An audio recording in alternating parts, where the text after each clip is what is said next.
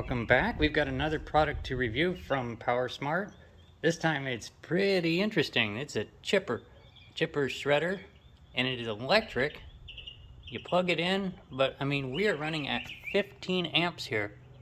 So I'm guessing it's going to have some power to it.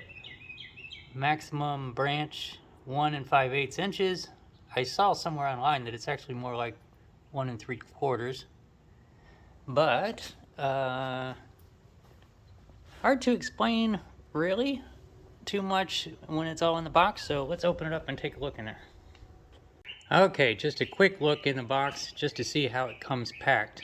Obviously that's the collection bin, the big plastic thing there, and just the legs. You can't see much, but there it is. That's how it comes. So let's get everything out and I'll lay it all out in front here and we'll take a look at it. Okay, so here's what you get. Here's the first look at the main unit there. We'll bring the box over so that we can, as you can see, the main unit goes on top of the hopper there. And so that's what we've got. We've got the main unit, we've got the hopper, and then the legs that support it. This bar here is obviously the axle for the two wheels because it rolls around. And then you've got these two bolts. Now this was interesting. These were just loose in the box. They weren't in the bag. Maybe they were supposed to be in the bag, but they were. I just found them down in the bottom of the box. Fortunately, they were still in there. I'm gonna have to inspect the bag to see if there's a hole in it because I think they were supposed to be in there. Speaking of which, there's a bag with some more parts in it and the instruction manual. So let's open that up. Yep, as you can see right there, there was a tear in the bag. So don't think that they just threw those in there. They must have gotten jostled around in shipping, and bag tore open a little bit, and the two bolts came out. So that explains that. Okay, so here's what was in the bag. We've got these pieces here. Not sure what they are yet. These pieces, don't know what they are. These, I think these are, well, I don't want to speculate. Big screw and a small screw and a bag of screws. And a big Allen wrench and the instructions. So I will start to piece this together and see what I can come up with to show you. Actually, the first thing I want to do is open that up because that's where the action is. See that big knob there? I think you just undo that and the whole thing opens. I want to look in there. Oh yeah, there we go. So yeah, that's all it was. Just undo that knob and the whole thing swings open so that you can look in there, because I'm sure there's going to be maintenance that you have to do. I've had chippers before to where you got to pull those blades off of there and sharpen them. But that big metal piece there, nice and solid, made out of metal, and it looks like there are two tines when they're in the bottom, as you can see there, and it's bigger on the left, and that would make sense. Coincide with the way the top is designed. I'm sure you want to be putting your branches on the left and your brush in the middle so that it goes down and meets up with that opening there so that it can accommodate for the larger branches on the left. Yeah, that's pretty neat. Okay, so here's a look at where we're at. We have the legs installed on there. They tell you to put the unit upside down to install them, and they go on either side. They can only be installed one way because they're longer on one side than the other to force you to put them on the right way. And those four big screws are the ones that hold them on. Actually, I do want to point out that I did figure out what these pieces are. These are, let's see if I can get a different angle there. If you see there, they mount on top of these big brackets, and that little lip there is designed for the top of the bucket to slide into to help it slide better. Just wanted to add that on there because I was saying in one of the other clips that I didn't know what they were. So I've got those installed on there, and that explains that. And then we run the axle, that axle piece, through the holes on one side of this and it is going to be on the handle side. You see the handle down there? And then you have those little sleeves here. This one's installed completely. That's what those type of nuts were for, this type.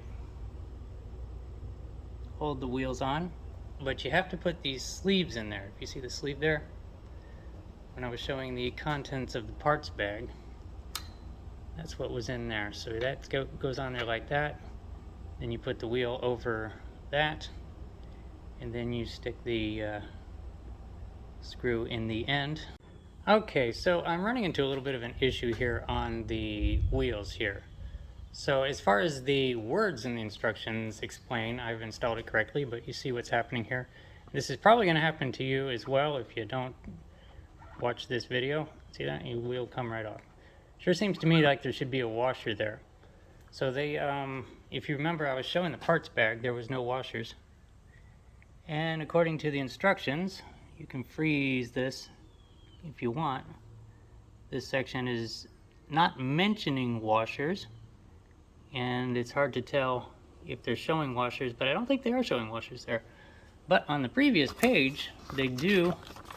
If you're looking at the parts provided, you'll see part number L is washers.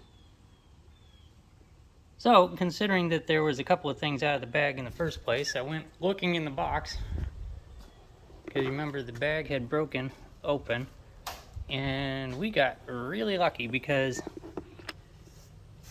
much as those big screws were still in the box, if you look here, way off in that corner, there's a washer, and then over here on the other side,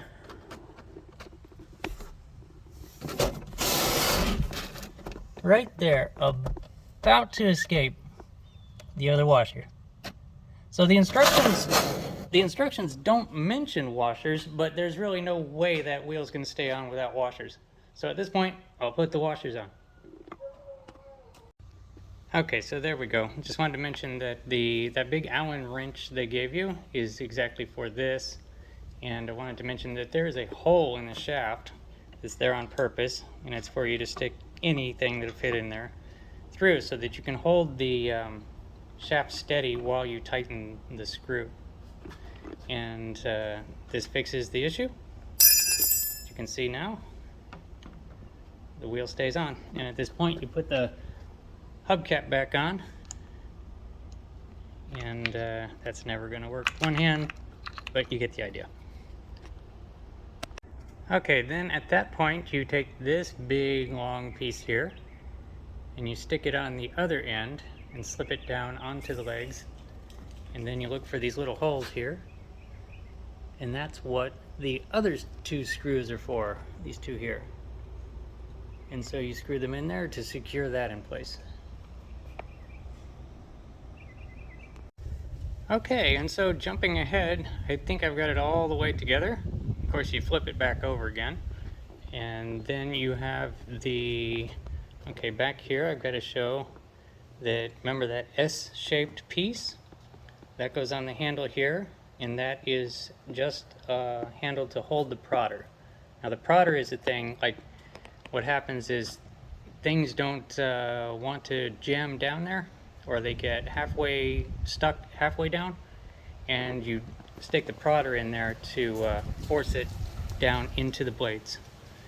And that's what that's for. So this is a handy place to hold it.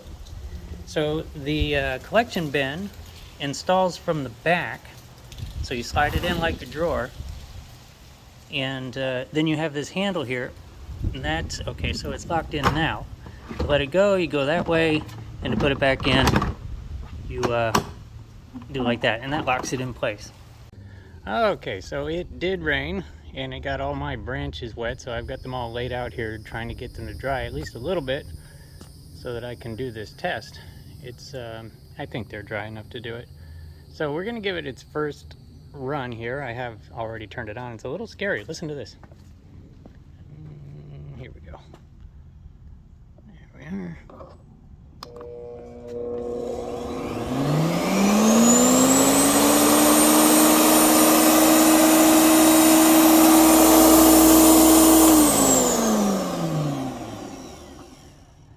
course, it would have to be revving pretty high and pretty strong to do what it claims to do, so it's promising that it sounds scary. Anyway, we've got a number of different things here. I think that the first thing we're going to put through there is this piece of bamboo. This piece over here you got to ignore. It is already, that one is too big. That's like 2 inches around. I already checked to see if it was going to go in there. But this one will. I think this is going to be the longest one. This will be like the grand finale. And I'm going to take a couple of the side shoots off there so that it can fit in there better. So I'll do a little trimming on these before I try to send them through. And then the next scene will just be the other camera showing everything going through. So let's give this a try.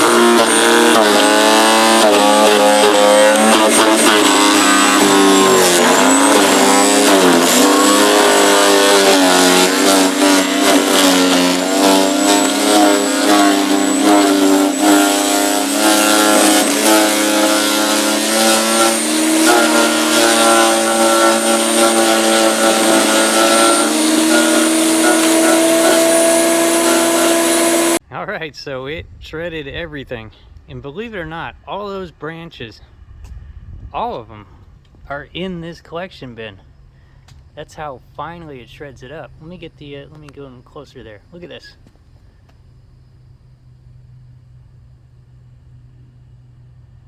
All those branches are in there. And so that's really neat. Now, I've used a lot of chipper shredders, and I would have to say, I think this is about as strong as you can get with electric. And if y'all have been using electric or been using gas-powered chippers, I would say that this is right about the 8 horsepower level. If you've used a bunch of chippers and you know what I'm talking about. I had a 13 that was real strong, and this is not quite up to that, but it is right there with about an 8 horsepower chipper, I would say. It is, it's pretty neat. We're gonna have this around here. We're gonna be throwing all kinds of things in this over the next month, so you will be seeing this again. Okay, so something else that I wanted to show, see if it will shred, are these robolinis. These are very common trees here in Florida, and they're kind of a real pain in the neck once you trim them. The fronds are awfully long, and you either have to bundle them or cut them up to get them into a trash can. And there's three aspects of these that I actually want to test, is the fronds themselves, and then at the base of them they're covered in thorns,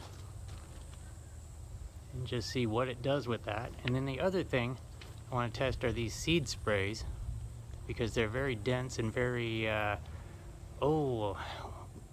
what is the word? I'm putting the word up on the screen that I can't think of right now, but hard to shred. Generally is going to be hard to shred, so we'll see what it does with that. And then the other thing are the empty sheaths, these brown parts here. See what it does with those. So let's run those through the machine and see what it does. Okay, so here we go. I've got a bunch of trimmings from the robolinis. These are separated into 2 piles because they're from different trees, and the thorns go farther down the stalks on these over here and shorter down the stalks here. And I don't know exactly what that's going to do or if it makes any kind of difference whatsoever, but I separated them. So these are the dry husks, and I have a feeling it's going to have trouble with those. I don't know. These and these over here, actually all palm fronds, are somewhat fibrous. Fibrous is the word I was looking for if I hadn't put it on the screen.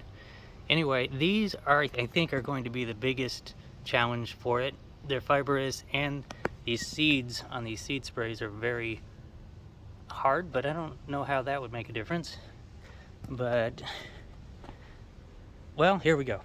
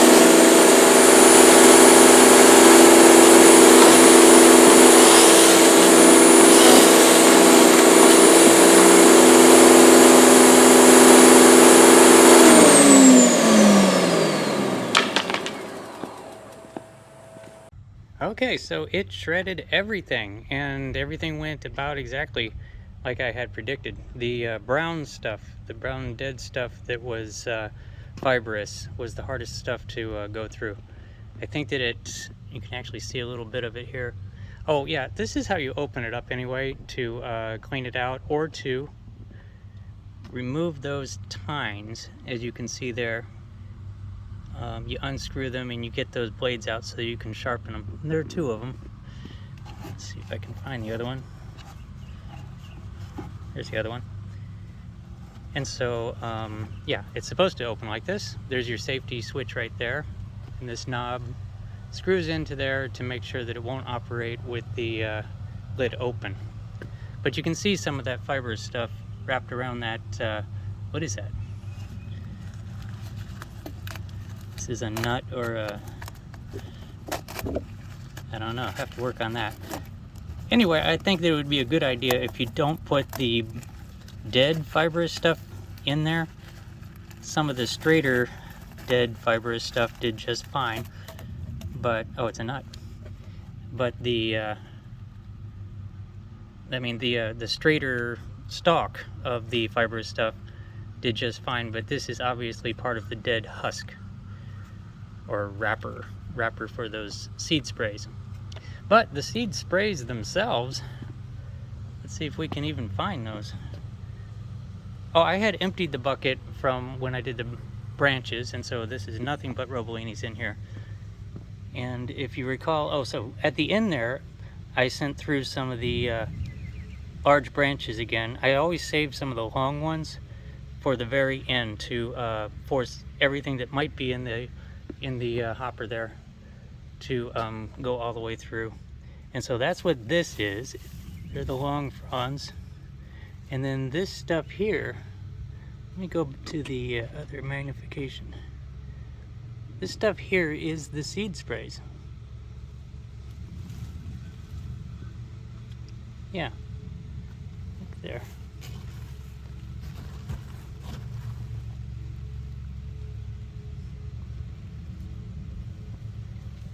Yeah. So I was a little surprised that it did those.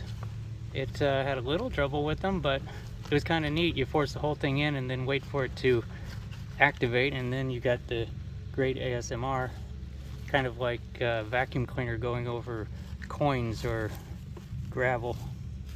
Oh, okay, and then as you get a little farther down there, you start finding the brown fibrous stuff.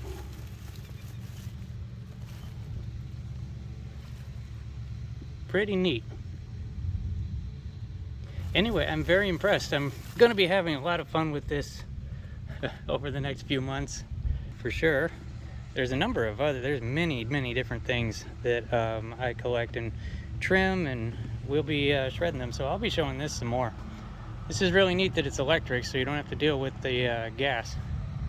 Oh yeah, so you just close it up and you're set to go again. Well, you have to tighten that knob down, of course, but that's it. So anyway, I will put the link to the PowerSmart website. Let me go back to the other magnification. To the PowerSmart website and to the Amazon link if you want to go pick one up. They're not that much. I don't think they're even $200, but they are very good. Surprisingly strong. A lot stronger than I was thinking. And that is a good thing. Anyway, thanks for watching, everybody, and we'll see you on the next one. Next review is a pressure washer, electric pressure washer, like 2800 PSI. So watch for that one. All right, have a good one.